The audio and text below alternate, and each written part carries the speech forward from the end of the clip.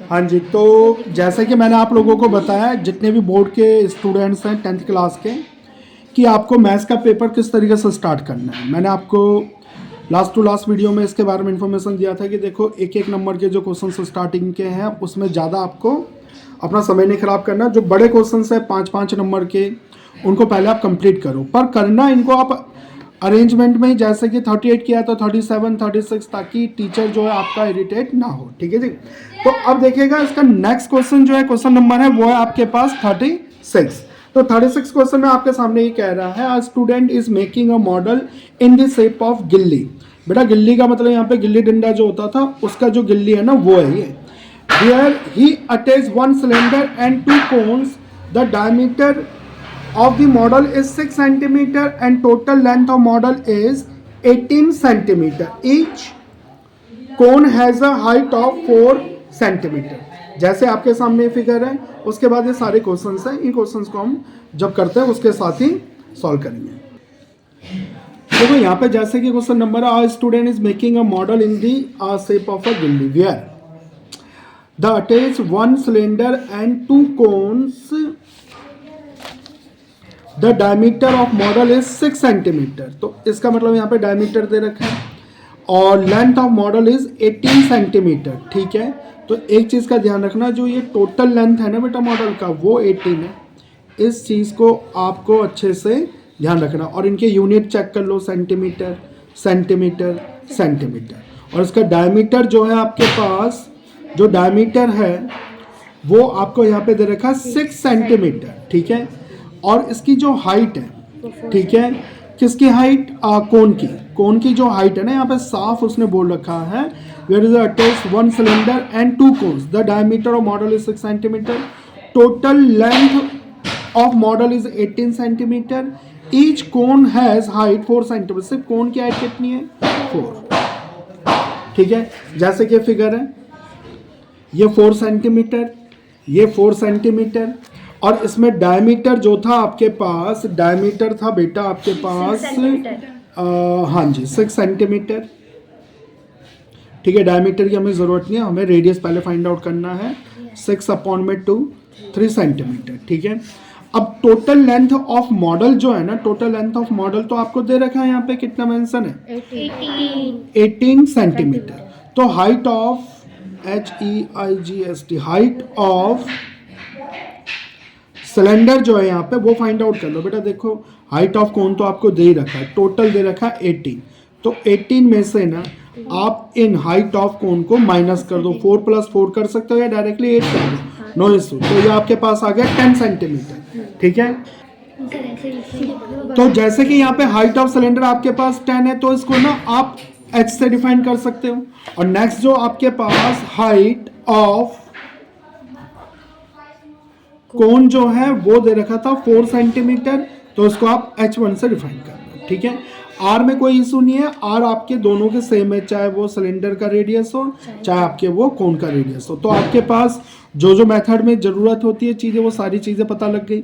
यहाँ पर ये आपके पास H था और ये आपके पास H1 था। ठीक है, तो बच्चों अब जरा देखना क्वेश्चन नंबर फर्स्ट आपके सामने क्या है।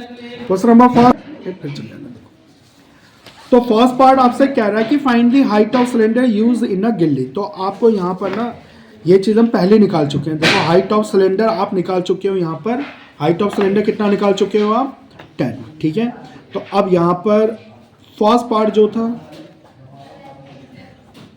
हाइट ऑफ सिलेंड्रिकल पार्ट जो है ना आपके पास, सिलेंड्रिकल पार्ट जो है आपके पास वो 10 है। ये तो आपका पहले ही आंसर आ गया पहले पार्ट का। ठीक है, अब सेकंड की तरफ बढ़ते हैं। सेकंड पार्ट में आपसे क्या पूछ रहे हैं, find the slant height of cone. ये सिंपल है, स्लैंट हाइट ऑफ कोन, जो कोन है आपका उसमें स्लैंट हाइट ये वाला सेक्शन होता है, ये तो पता ही होगा आपको। ठीक है, तो यहाँ पे H आपके सामने है, R आपके सामने है। ठीक, तो L को अगर निकालना हो तो उसका मेथड होता है H² प्लस में R²। पता ही है ना सबको ये। H जो है ना आपके पास, हाँ जी, ये अंडर रूट में भी रखना आपको। ठीक है, H जो है एक्चुअल में H नहीं से H1 डिफाइन करना, क्योंकि हाइट ऑफ कोन हमने ना H1 लिया है। यहाँ पे हाइट ऑफ कोन कितना लिया हमने, H1।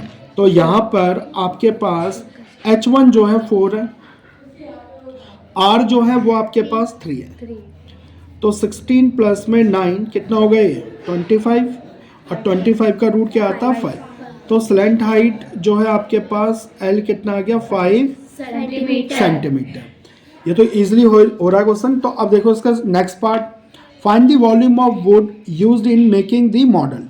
तो जैसे ये मॉडल बन रखा है ना, जो गिल्ली आपके पास है, इसमें टोटल जो लकड़ी यूज हुई है उसका हमें क्या निकालना है बेटा, वॉल्यूम फाइंड आउट करना है। क्या फाइंड आउट करना है, वॉल्यूम।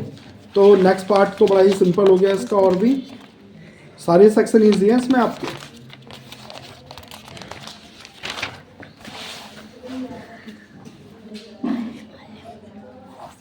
थर्ड पार्ट देखना। अब थर्ड पार्ट के लिए फिगर जो है आपके पास ये था फिगर, ठीक है। वॉल्यूम ऑफ मॉडल आप यहां पे लिखोगे वॉल्यूम ऑफ गिवन मॉडल। तो आप देख सकते हो यहां पे सबसे पहले वॉल्यूम ऑफ सिलेंडर प्लस में क्या होगा बताओ,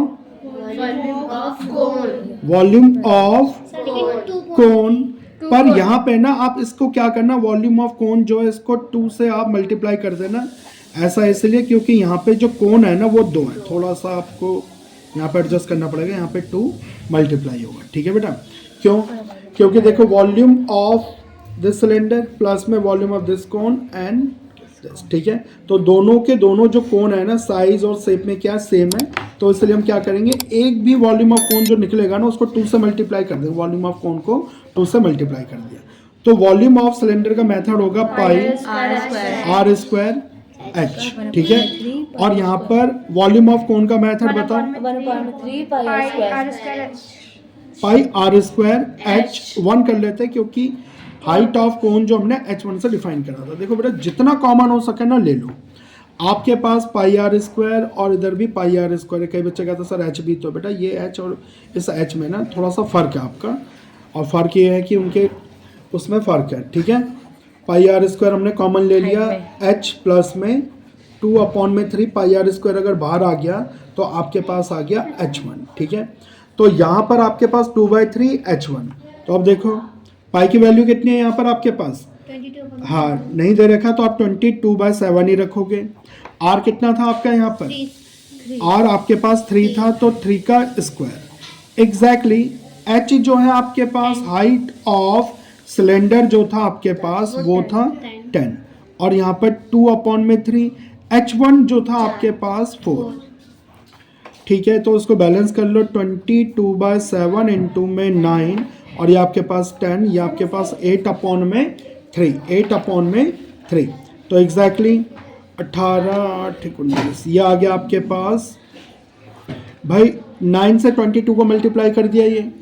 अब यहाँ पे हम क्या देखते हैं, 1 और 3 का अगर हम एलसीएम ले 30 प्लस में 8, तो एग्जैक्टली 198/7, तो यहाँ पे 38/3।